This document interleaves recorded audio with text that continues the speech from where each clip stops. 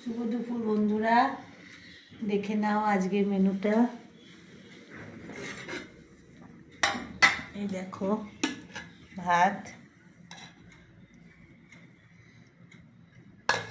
আর এই দেখো আজকে করেছি পালং শাক, বেগুন, আলু, মূলো, শিম দিয়ে এটা পালং শাকের তরকারি। আর এই দেখো কুমড়ো আলু ভাজা কালো জিরে দিয়ে, শুকনো লঙ্কা কাঁচা লঙ্কা দুটোই দিয়েছি।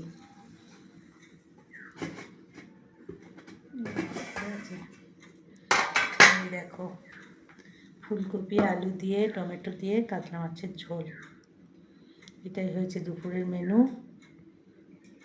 আর কিছু নেই। দেখো